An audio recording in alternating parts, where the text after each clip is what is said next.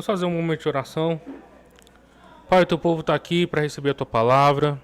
O teu povo está aqui, Senhor, para ser alimentado pelo Senhor e receber do teu espírito poder, Pai amado, de conhecimento, poder de transformação, poder de vida. Nós pedimos ao Senhor, Pai amado, ser com cada coração que vai receber a tua palavra, cada coração que vai receber essa semente, Deus, que a gente possa frutificar para a honra e glória do teu santo nome.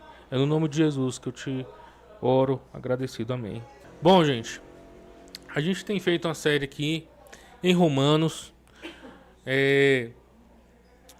Todo domingo à noite, a gente começou já alguns domingos atrás, então o foco aqui da nossa meditação sempre é uma passagem do livro de Romanos, uma série que está sendo destrinchada desde o capítulo 5. A gente tem passado por várias passagens, onde o apóstolo Paulo está descrevendo a justificação pela fé, como que a graça que alcança o povo de Deus, as pessoas do reino de Deus, torna as pessoas agora justas diante de Deus, mostrando que para aquela comunidade, para quem Paulo está se referindo, composta de pessoas que precisavam receber graça. Todas elas tinham problemas, apesar das suas diferenças culturais e nacionais. Uns se gloriavam de ser filhos de Abraão, detentores do pacto, do antigo pacto. Outros agora, detentores do novo pacto, da família de Jesus. E aí, em determinado momento, as culturas se chocam. E o apóstolo Paulo se levanta para falar que todo ser humano precisa ser encontrado pela graça de Deus. Porque a gente, sem a graça salvadora de Deus, não é nada mais, nada menos do que inimigos de Deus. Existe uma animosidade, uma inimizade entre o ser humano caído, que sempre está buscando o mal, inclinado e tendente para o mal, sem ter poder de controlar os seus desejos, sem poder de controlar as suas afeições, sem poder de controlar até as suas atitudes. Na verdade, esse ser humano, o apóstolo Paulo descreveu em alguns capítulos, que é escravo. Ele sempre é um escravo. Ele é escravo do pecado, condenado, escravo do desejo, inclinado sempre para fazer só o que quer, a qualquer custo, até que Deus o encontre, o liberte do pecado e o torne escravo de Deus. A gente sempre vai ser escravo. E aí a questão é, como que vai ser desenvolvida essa escravidão? O escravo de Deus agora, ele está livre para viver a vontade de Deus. Porque quem é escravo do pecado não consegue por si só, naturalmente, viver a vontade de Deus. O texto de hoje, ele se encontra nesse sentido, depois de uma série de afirmações que o apóstolo Paulo vem fazendo, como, por exemplo, agora, pois justificados, temos paz com Deus. Então, a gente, depois que encontrado pela salvação, pelos méritos de Jesus, pela obra de Jesus na cruz, ele promove a paz com Deus. Existe uma situação pacificada. Essa história de que Deus ama todo mundo é para quem não lê a Bíblia e não entendeu as palavras do apóstolo Paulo. Na verdade, quem não recebeu a salvação e a graça de Deus, Deus está decretando que essa pessoa está morto em seus delitos e pecados. Essa pessoa não está salva e ela não consegue se salvar sozinha. Se Deus não vier ao encontro do ser humano, esse ser humano continua alienado da verdade de Deus, do poder de Deus. É ladeira abaixo. É como você pegar uma pedra do alto da montanha e jogar. Essa pedra, ela nunca vai ter vontade de voltar, de subir. A tendência é ela ir caindo numa velocidade maior, com mais força. E essa é a vida do ser humano em queda ascendente, de cima para baixo, sem Deus para poder resgatá-lo desse lugar de queda. O ser humano só é uma pessoa caída, inimigo de Deus, até que Jesus venha e faça as pazes. E aí existe uma grande palavra do apóstolo Paulo que deu sentido até para nossa comunidade aqui da Samambaia. Nós estamos reconciliados com Deus. Não é apenas assim, Deus agora não quer a minha morte. Nós podemos nos achegar e ter relacionamentos com Deus. É isso que Deus quer da gente. É isso que Deus quer ter conosco, assim, mais do que carimbar o seu passaporte para ir para o céu, é você sentar à mesa de Deus para fazer uma refeição, ser alimentado por Deus. Mais do que você vir à igreja no domingo, é ser amigo de Deus, Deus se importar com seus sentimentos, Deus se importar com a sua vida, Deus se importar com a sua restauração, Deus preencher você de esperança nos momentos de dores. E aí a gente agora vive a nova vida. Quando a gente recebe a graça salvadora de Deus, sai desse estado de condenação, a gente recebe agora uma nova vida para ser vivida. E aí foi onde eu preguei aqui, algumas pessoas puderam acompanhar, sobre a graça barata, né? Não é porque a gente recebeu de graça que a gente vai viver a vida de qualquer maneira. É uma graça muito preciosa, custou o sangue precioso de Deus. E a gente tem uma resposta para dar de responsabilidade com essa graça, né? Essa graça é preciosa, não é barata. A gente, quando solicita o perdão de Deus, o coração tem que estar contrito, arrependido, saber o mal que a gente fez, saber que foi por causa disso que Jesus foi levado ao madeiro e foi morto, né? O texto de hoje continua nesse sentido, de como a gente vive essa vida liberta do pecado e da morte, agora pacificado com Deus, agora reconciliado com Deus. E a primeira frase desse capítulo, ele faz uma afirmação profunda sobre o estado do ser humano e da vida do ser humano. Agora, portanto o que e agora a partir de que? A verdade do Evangelho transforma a vida do ser humano, porque o Evangelho trouxe boas novas de salvação. E o Evangelho significa que nós não somos capazes de nos salvar nós mesmos. Porque Jesus morreu na cruz, viveu a nossa humanidade, morreu a nossa morte. Nós podemos viver a sua vida e participar da sua ressurreição. Isso é boa nova. Agora, portanto, depois que fomos justificados, tornados justos diante de Deus, não há condenação nenhuma para nós que estamos em Cristo Jesus. Aleluia, glória a Deus por isso, né? Gente, hoje de manhã eu preguei esse mesmo texto lá no Areal, né? E aí eu falei assim sobre essa relação. Estar reconciliado com Deus é ter relacionamento com Deus, amizade com Deus. Deus quer viver uma intimidade conosco, né?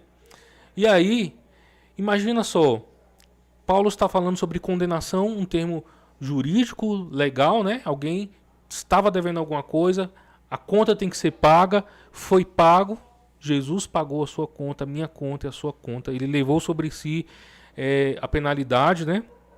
E então, imagine só, você está passando com um carro num lugar onde é proibido e a polícia te pega. E aí a polícia te pega e faz uma multa e te condena, né? Assim, uma multa, uma condenação justa, de acordo com o peso da sua infração. Você cometeu uma infração, então a polícia vai e te condena por aquilo que fez. Não tem pessoalidade, só tem a relação da causa ali que ocorreu a infração, né? Causa infratória, né? Minha esposa é advogada aqui, então existe essa relação. No entanto, o Rafa foi para casa com o carro depois de ter tomado a multa e a Tati tinha acabado de limpar a garagem e sujou a garagem.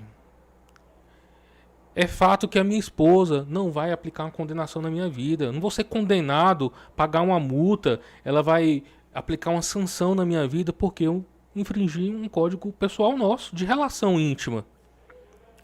O que vai acontecer? Tati vai ficar triste, né? Poxa, você sujou aqui.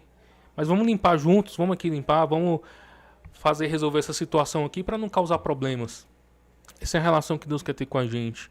E que nós podemos desfrutar.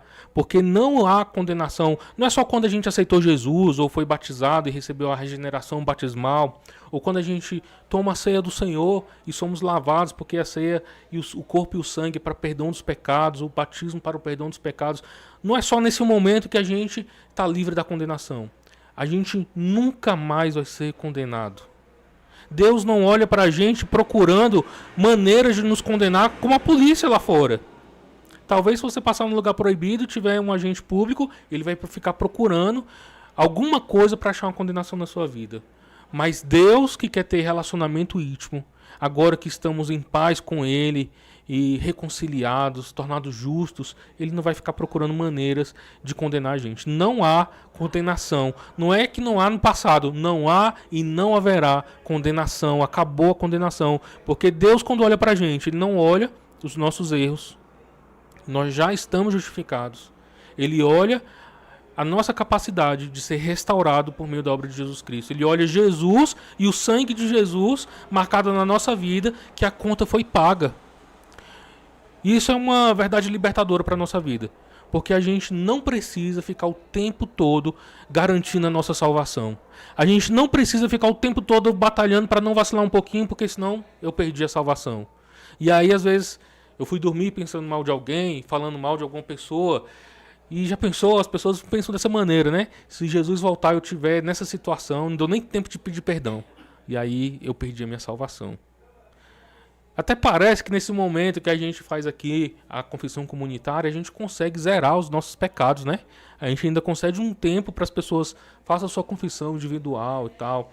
E a gente crê que é de forma contrita, com arrependimento, que a gente confessa a Deus e obtém um perdão dele. Mas a nossa confissão não é suficiente para zerar todas as nossas culpas e confessar e sentir arrependimento.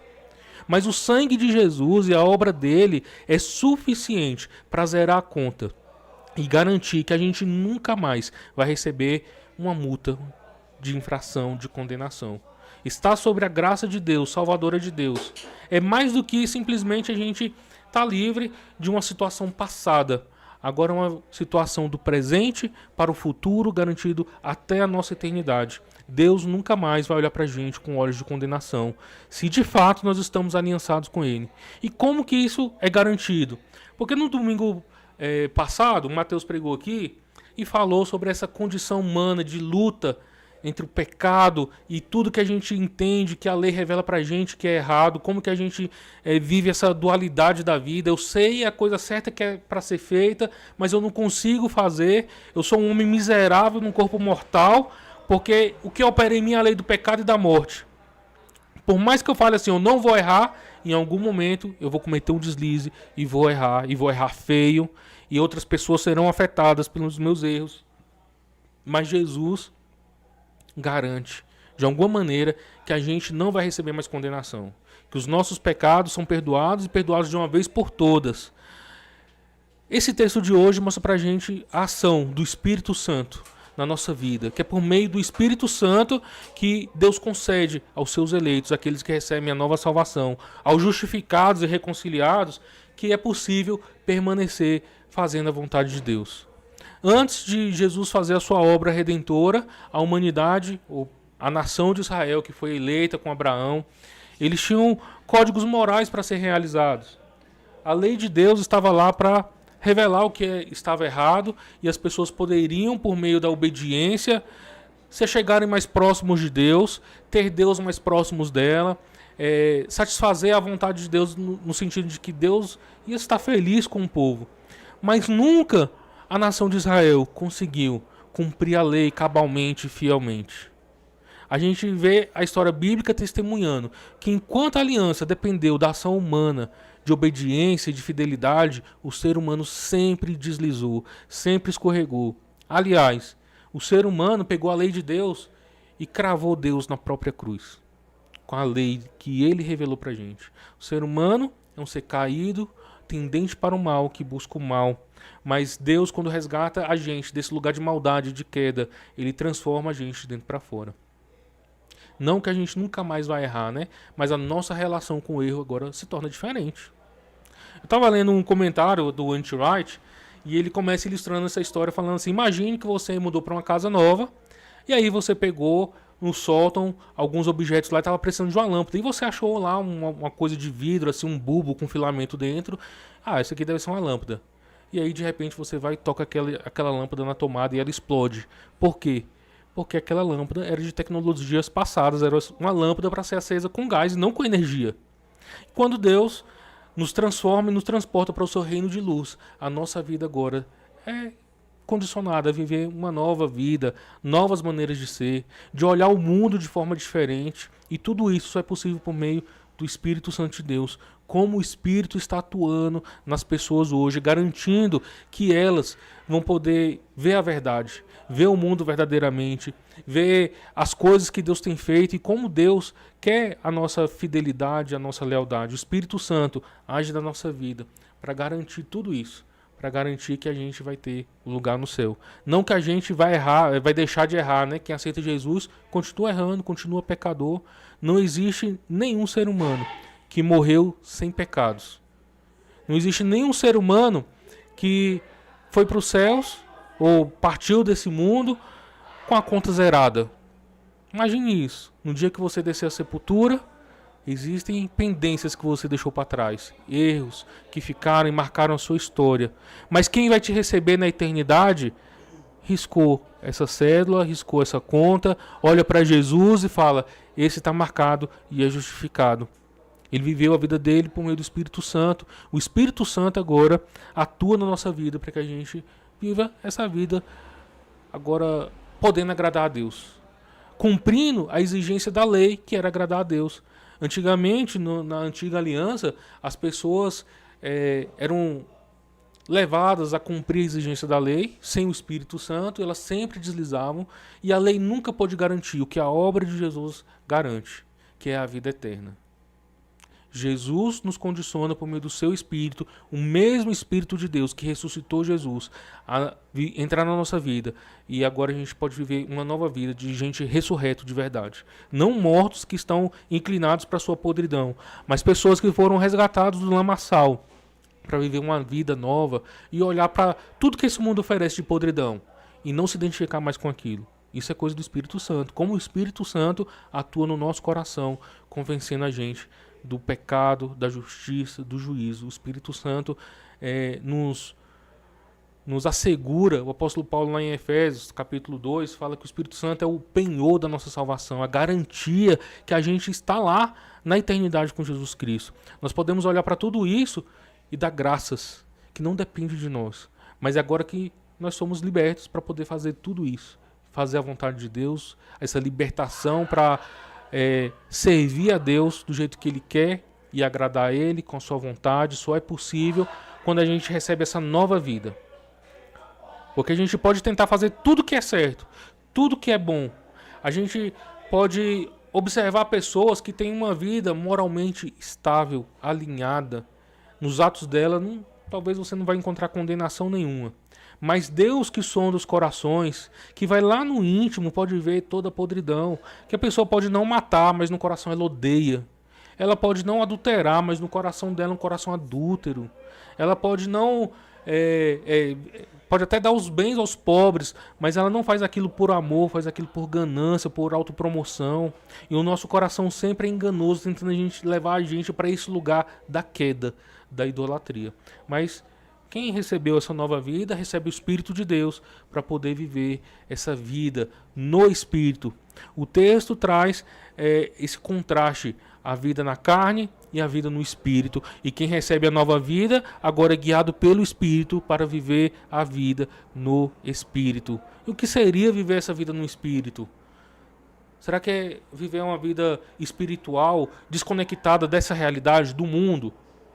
Será que viver a vida na carne é viver só, assim, querer coisas como qualquer outra pessoa quer? Por exemplo, vou numa churrascaria e aí eu tô lá sentado numa mesa que tem várias pessoas de várias culturas, vários pensamentos diferentes. Qual o problema disso, né? E a gente pode, às vezes, misturar algumas coisas que não representam bem o que o apóstolo Paulo está falando.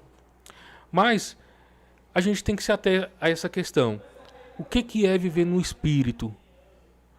O que o Espírito Santo condiciona na vida de uma pessoa que está salva para que a vida dela seja diferente da antiga vida de quando ela vivia na escravidão do pecado e da morte? O que o Espírito Santo atua na nossa vida para que a gente possa enxergar o mundo, a realidade, as coisas de forma diferente? Imagina, essa semana, vou contar uma história, que essa semana eu estava trabalhando. E assim, eu trabalho como qualquer outra pessoa. E qualquer outra pessoa que não tem Espírito de Deus, ela vai olhar para aquele trabalho e falar assim: olha o castigo aqui, por que eu tô aqui? O que eu tô fazendo aqui? Ou então vou trabalhar só para ganhar o meu dinheiro e não quero relação com ninguém. Eu tô aqui só pelo dinheiro. E às vezes as pessoas estão tendo essa relação com o trabalho idólatra, querendo ou se promover, ou acumular, ou as pessoas estão olhando para aquilo como uma chatice, como um castigo, mas nós que recebemos o Espírito de Deus sabemos que por meio do trabalho, Deus está sustentando o mundo através das nossas vidas, e nós recebemos uma recompensa justa de Deus pelo nosso trabalho. O Espírito Santo atua na nossa vida para entender que Ele está sustentando o mundo, Deus está sustentando o mundo por meio da nossa vida, do nosso trabalho, né? E a gente convive com muitas pessoas, faz o que muitas pessoas fazem, mas o sentido e a intenção e a motivação do coração é totalmente diferente. Às vezes a gente pode estar querendo viver a vida antiga, do passado, com velhos relacionamentos, escravizados nos vícios, escravizado nos pecados, nas velhas maneiras de viver. O nosso coração às vezes vai desejar tudo isso. Mas o Espírito Santo fortalece e garante que a gente pode lutar contra essas coisas. Que a nossa luta com Jesus já está vencida. E mesmo se a gente vacilar, cair, deslizar, nós podemos encontrar em Deus, que ressuscitou Jesus Cristo, novidade, nova vida, nova caminhada. O Espírito Santo traz isso no nosso coração, uma consolação de que Deus não olha para a gente procurando meios de condenar a gente. Mas por meio do Espírito de Deus, nós recebemos reconciliação. E sempre que a gente precisar, a gente vai encontrar em Deus acolhimento, vai encontrar em Deus restauração, porque não há mais condenação contra nós que estamos em Cristo Jesus, o nosso Senhor. Que esse seja o nosso consolo e a gente possa refletir a vida de como é maravilhoso ser recebido por Deus, como é maravilhoso receber essa consolação. Se é maravilhoso ser justificado por Deus e ter Deus olhando para a gente com amor e restauração e não com condenação, nós temos que olhar para o lado também e encontrar pessoas que também falham, pessoas que também vacilam, mas o Espírito de Deus está interessado na reconciliação daquela pessoa. O Espírito de Deus também está interessado na restauração daquele pecador. E algumas vezes nós seremos pessoalmente, assim, individualmente, instrumentos da restauração de Deus, da comunhão de Deus. Deus não trabalha nesse mundo sozinho, promovendo a restauração das coisas que ele acha boas, do ser humano e outras coisas que a gente está trabalhando para chegar à nova vida, à vida eterna. Algumas coisas a gente está trabalhando agora para viver no futuro. E essas coisas só são possíveis por meio do Espírito Santo. E Deus não faz sozinho, Deus usa pessoas. Nós somos o corpo de Cristo, né, aqui na Terra para fazer tudo isso. Que nós possamos viver essa vida no Espírito. Lembrando que a nossa vida agora é desconectada do passado. Isso é tão grandioso, gente, que, bom, vou trazer um pouquinho do Apocalipse aqui, né? Tem uma das cartas que fala que a gente vai receber uma pedra branca com um novo nome. Deus vai desconectar esse nosso passado de pecado, de derrota. A gente, assim, tudo que envergonha a nossa vida vai ficar tão para trás que Deus vai dar até um novo nome. Porque aquele nome, Rafa, pecador, ficou para trás. Ninguém nunca mais vai saber quem é, porque até Deus vai se esquecer do nosso passado. E nós viveremos uma vida eterna junto com Deus. Mas já Deus está presente por meio do seu Espírito na nossa vida, nos levando a viver essa novidade, que é cumprir a exigência de agradar a Deus com os nossos atos. Não só pela nossa vontade, porque isso é coisa da antiga lei, da antiga aliança, mas por meio da atuação do Espírito de Deus na minha vida, na sua vida.